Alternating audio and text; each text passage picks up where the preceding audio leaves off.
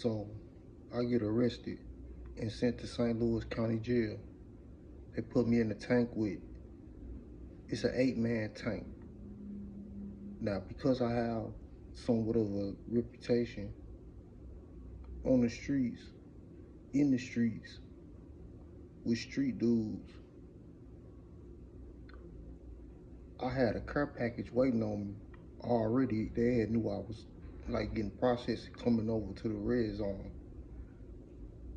And they come and read me the warrant, the sheriff or whoever it was, but I don't know what's going on.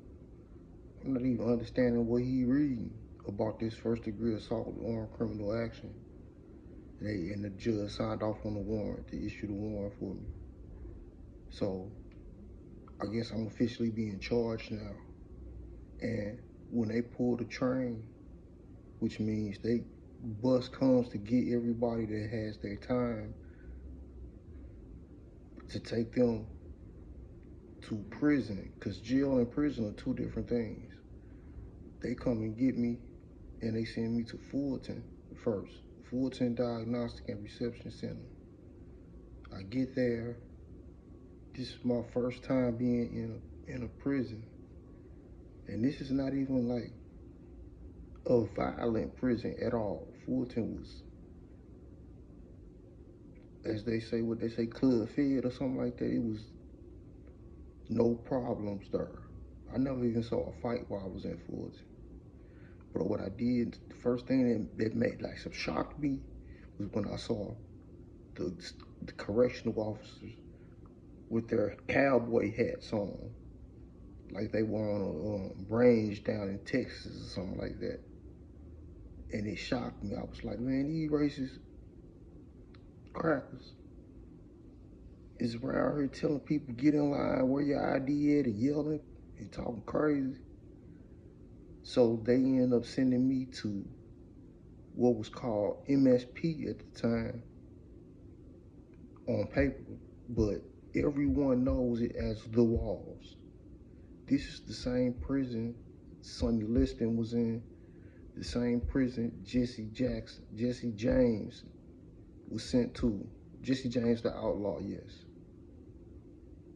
And my first night in there was horrible because they told me what cell I was assigned to, and the officer takes me down the walk. He opens the door. I go on the cell. I take my t-shirt, I rip the sleeves off to use as rags, and I ask the officer for a bar of soap, which he gives me, and I clean up the sink and the toilet, because you gotta understand this place is 136 years old by the time I get in there. And when I coming in, getting off the bus, I didn't see the sign. Everybody used to say it was a sign up on the wall that said "Leave your hopes and dreams behind."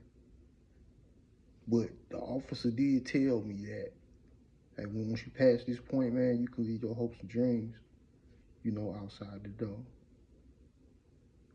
And they showed me to my cell. I cleaned up the sink and the toilet. Then I wiped the mattress down, put my sheets on it, laid down, went to sleep.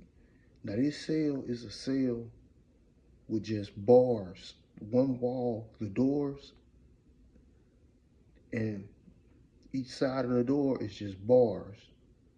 This is not closed in, so I'm not getting any quiet.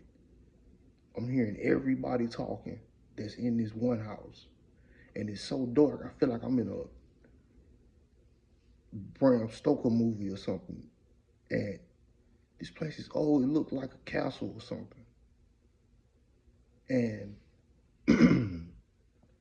so I wake up in the morning, when I hear him opening the doors, popping the doors, you can hear the mechanism clink every time it goes past a cell, and you hear it coming closer to your door. So my door opens and I hear the officer say, child, you want a child? Let's go right now. So I get up, brush my teeth real fast, throw my clothes on, my shoes, come out the cell, walk down the walk, go down the steps. Then when we get to the bottom of the steps, we're outside, and I see a multitude of men walking in one direction, going through a gauntlet of officers who are doing random pat searches. And I fall in line behind them. I start walking. We go to the child hall. We go down the steps, and then we go into the cafeteria. There's two lines, one on the left and one on the right. And I notice immediately all the black people are going to the one on the left. So I get in that line. I go through the line, I get my tray. It's like 2 turkey sausages, 2 pieces of toast, some jelly. And I go out into the cafeteria, and I notice that on the left side of the cafeteria is all black. On the right side of the cafeteria is all white side. And I sit down at a table because the hood, if you know, you know, we had our own section to sit in.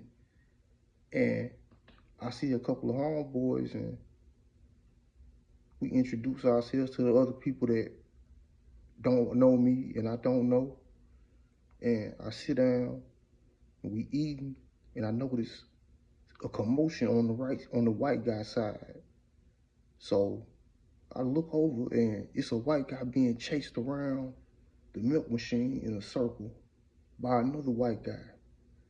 And I don't know if he fell or somebody tripped him or what, but when he hit the ground, the guy with the knife fell right on top of him and he started hitting him, poking him. And I'm like, oh shit. But did nobody stop eating, get up to leave the cafeteria or nothing? The COs, they even remained calm for the most part. And then they called it in. Then a flood of officers came to the cafeteria. They made the stabber submit to strength, put the knife down, and then submit to handcuffs, submit to strengths. And they took him to wherever they took him, probably a holding cell. And so I sat down, talked to the homeboys a little bit. We talking about what just happened. And I finished eating. I give me some more coffee. I get up. They talking about what they gonna give me later on, as far as like a radio and stuff, while I'm in one house, and what I can have and what I can't have. And I go back to one house, go to my cell, lay down, go back to sleep. That's my first day in the walls. And this was once known as the bloodiest 40 acres in America at one point in time. But this was a long, long time ago. And now I'm getting a call from brothers.